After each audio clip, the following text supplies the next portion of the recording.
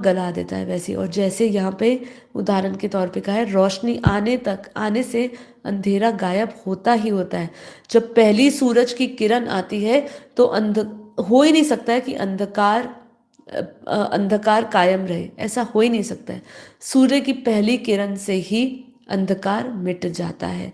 ऐसे ही ये ज्ञान के आने से ही मन गल जाता है, ये निश्चित है। ठीक है, यहाँ पे ये नहीं कहा कि तुम बार बार नाम जप कर रहे हो, बार बार भक्ति कर रहे हो तो मन गल जाएगा, ऐसा नहीं कहा।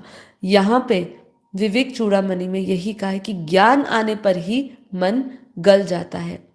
स्रोत में देख लेने से एक विचार उठता है, ध्यान दे विचार कहाँ से उठ रहा है, उसके पीछे कौन है, वह कौन है जो ये विचार उठा रहा है। तो उस आत्मा, वह कौन, वह आत्मा है, वह शांति, वह मौन और वह प्रकाश का ओरिजिनल आप हो, ओरिजिनल आप हो। ठीक है, ये विचार तो उसको केवल एक आपका एक निमित्त, आपका एक कार्य है वो, लेकिन जो उसको चला रहा है, जैसे हम कह रहे हैं ना, शरीर मन बुद्धि तो है, लेकिन इसको चलाने वाला कौन है, आत्मा।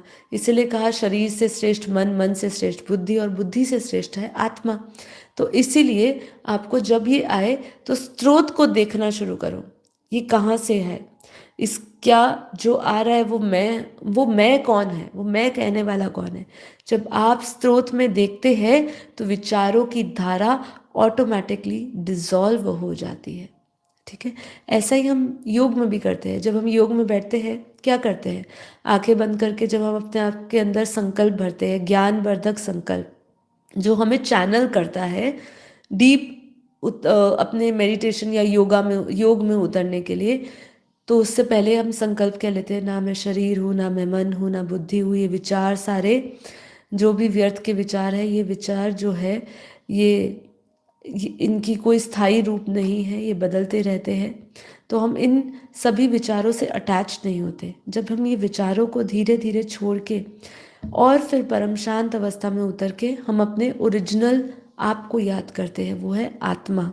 ठीक है, इन सब से परे, फिर ऑटोमेटिकली मन में उठते हुए विचार डिसॉल्व होने लगते हैं।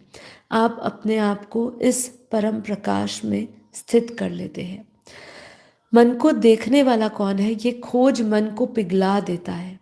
ठीक है, विचार आया, आप पूछे किसे आया, यह प्रश्न ही मन को अपनी जड़ तक लेकर जाएगा और विसर्जित कर देगा।